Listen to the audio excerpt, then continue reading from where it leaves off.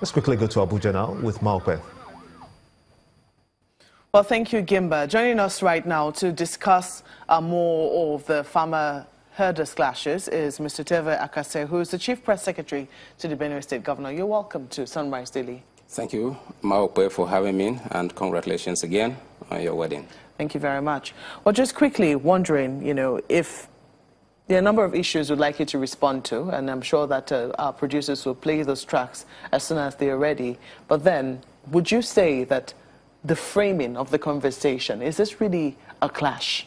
Is this really, conflict between farmers and herdsmen? Absolutely not a clash. Clash between who and who?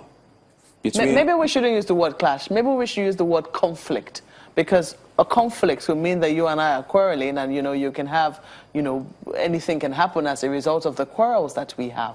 Is that really a conflict between farmers and herdsmen? Not a conflict.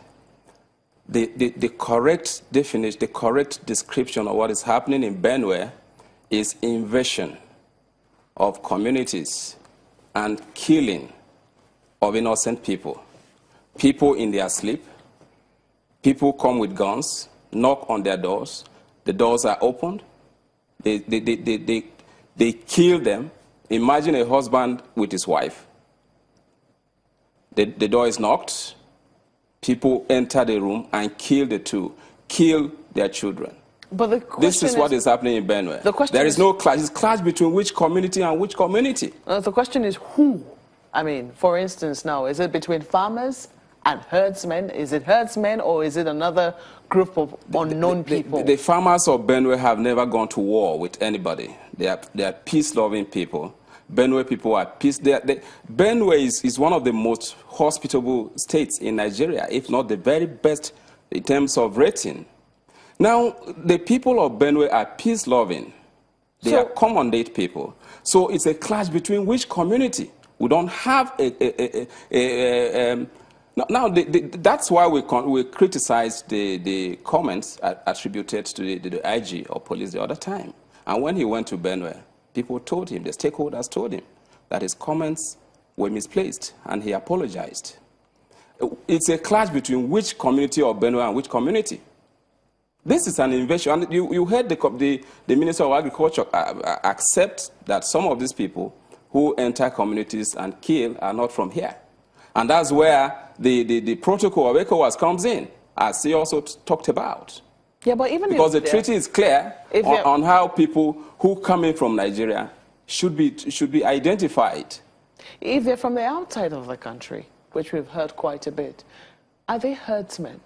They are herdsmen, and they have never denied it. Look at, let me give you a brief of what's happening. We have been having discordant tunes about the reasons for attacks on Benue by herdsmen, but one thing remains clear.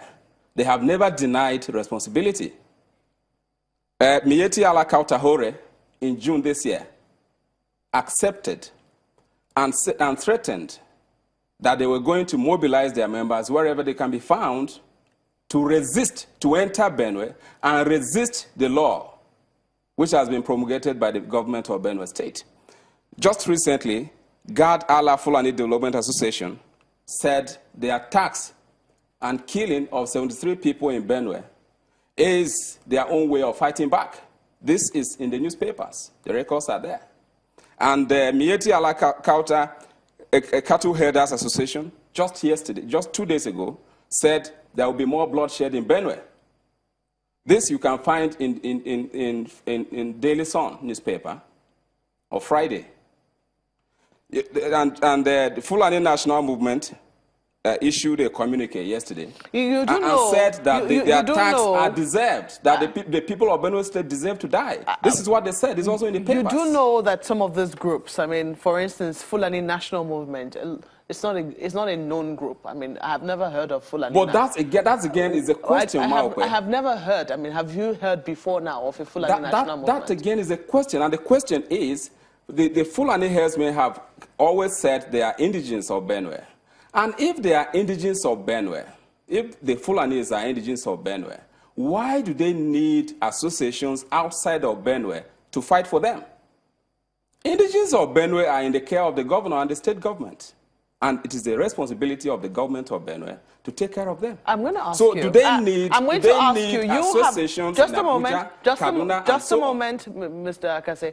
Just wondering, this Fulani National Movement, for instance, have you heard of them before now? Well, this is the first time I'm hearing of them. So why would you take then, why wouldn't you take with a pinch of salt statements like this that are attributed to groups you've never heard of before now? You know why we will not take lightly these threats?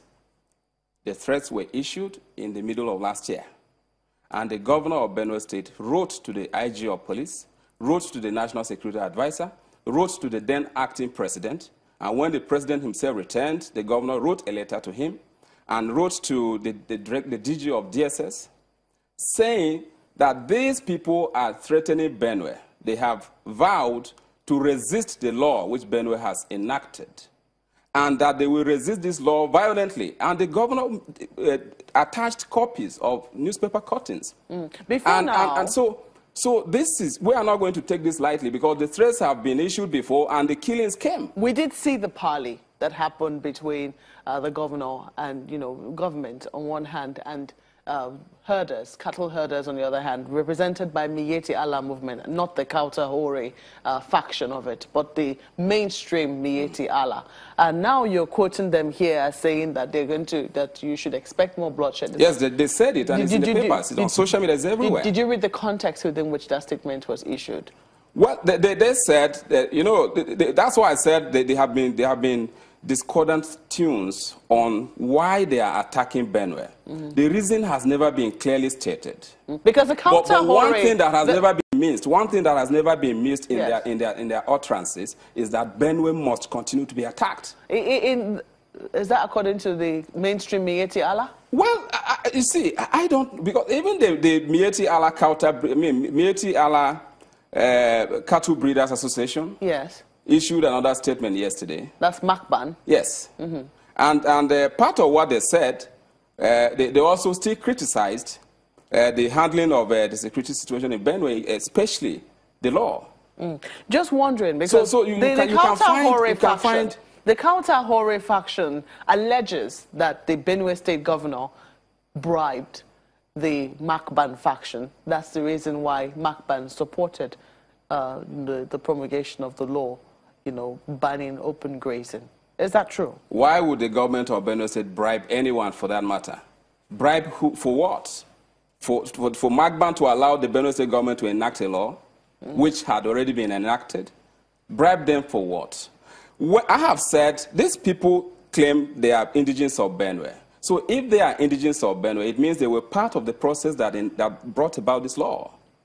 Therefore, why would groups outside of Benue be making a case for people who say they are indigenes of Benue?